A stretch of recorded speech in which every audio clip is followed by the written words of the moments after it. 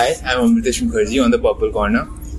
We have here with us Abhishek Choudhary, whose new book is very soon being released on Vajpayee. I will directly start. Congratulations on your new book. I think everyone will agree that impartial political and historical biographies are quite important for more nuance and more context in our public discourse. So, can you speak more on that, and how does your book tie into it? Well, as I see it as, I think, a documentation of past is important for future. A civilization that cannot document its past properly can never look into the future confidently. So that's my basic hunch on it. Yeah. How do you maintain that impartiality? I'm curious to know. I like to think so. Yes. How do you maintain it in terms of writing, in terms of research? Look, I find honestly, I find the idea of objectivity a bit boring. But so I don't want to talk in details about it. But I'll tell you what I do. I try looking at all sides of the problem. And of course, all of us have inherent biases. There's no way of getting away with it. But what we should do is we should try, and that is something completely lacking in our public culture. We do not spend time understanding other people's point of view. Yeah. So the left wing has no interest in reading what right wing pet obsessions are. Right has people who support right have very little interest in left. And I think for historians and biographers, this is very important that you have to see all sides of a problem, then make up your mind, and even then there'll be bias. But that's okay. That's perfectly okay. Yeah. But that is an informed bias. That will be an informed bias, and informed bias is what one should aim at. Yeah. So he's become quite a sort of a controversial or a very majoritarian, like a very public figure in the last few years, especially since 2014, so to say. Who? Vajpayee. Okay. Yeah. So how do you see the gaps and discrepancies in how the two sides of the political spectrum view him? How do you see that? Two sides of political spectrum. How do there are gaps in their view of Vajpayee, so to say? How do you see those? No, amazingly, Vajpayee is perhaps one of the few people in the country who has, by and large, been respected by both sides. The part of the reason is that Vajpayee's personality also often had a kind of deliberate ambiguity. That is one. That is one explanation. But there was also something about him in the age he lived, in the times he lived. He never had a majority government, and also by temperament, he was more, he was not the best poet, but he had poetic sensibilities. He liked being around all kinds of people. He became a parliamentarian when his party had only 4 seats. So, he was more used to interacting with people who differed with him.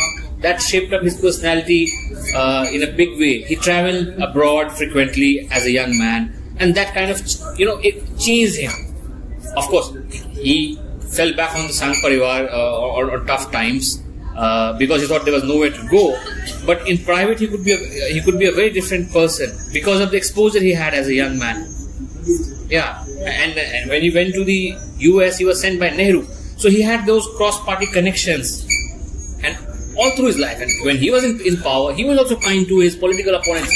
And that's a culture that I see that we have almost entirely lost in such a short time. So, does your background in economics impact your writing or research process, and if yes, how? Unfortunately not. I'm a failed economist, or at least a lapsed economist, if I may put it a little more respectfully. I'm a lapsed economist. But it helps in a basic way, not in a way that, if I can interpret the economics and politics of 30 years because I have a background, but in basic ways. Like at my session today, I said, my hunch for this book came because out of basic numbers, what Janasangh had gone from 4 seats in 57 to 90 in 77. And at the peak of Janata Party, Janasangh had more than 100 seats in the national parliament and 400 MLAs and MLCs. That's a huge party. And my hunch was that, okay, it was such a huge party, so there must be a big story to it. A story that I did not know. And that was my hunch. That is why I began to, It was a journalistic hunch. It was still a journalistic hunch. It was.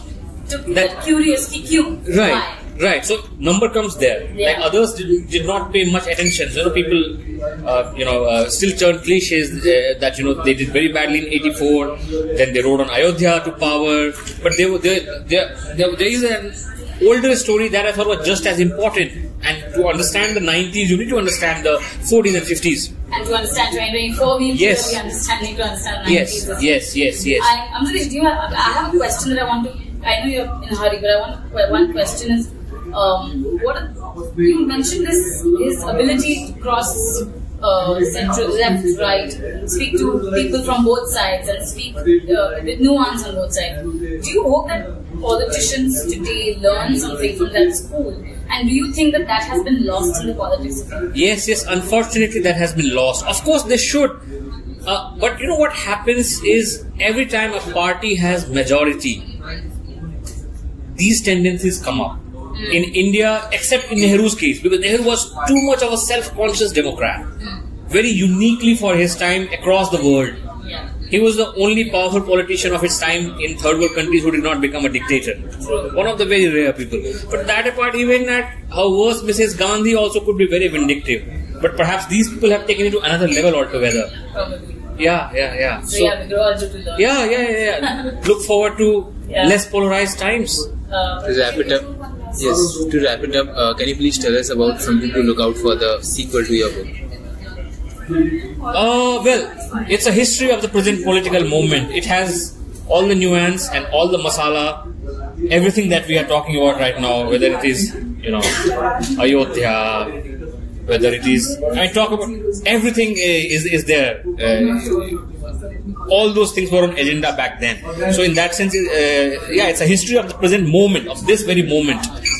So anything to the voters because it's election year, and I feel like anything to the voters since it's election year, do you have a way of approaching the moment in an active capacity? Do you know if there's a way for common citizens to approach this moment right now, not just in retrospect or in condensed reading, but because in May we will face a decision and choice making. How does a citizen today kind of approach that? That has been something I've been very curious about. What do you arm yourself with? What kind of information or what kind of study you arm yourself with to say, okay, I'm going to be a responsible citizen of this democracy, right? Do you have thoughts on that? Well, I'm not sure if I can understand your question, but I do think we are going through very tough times.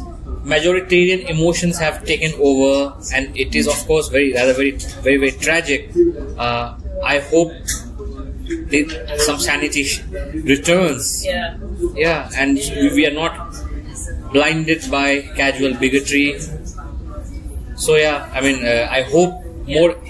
It's okay. It's such a big problem. I can't give you a quick answer. It begins with pedagogy. Oh, absolutely. Fair enough. That's what I was getting at. The hatred of the other. Yeah. So it's a massive question. But it would be nice if more people are informed. They understand history more clearly. They understand what happens when the country becomes majoritarian. The dangers of it, and vote accordingly. Thank you so much for the interview. Thank you. I hope you have a great time. Thank you.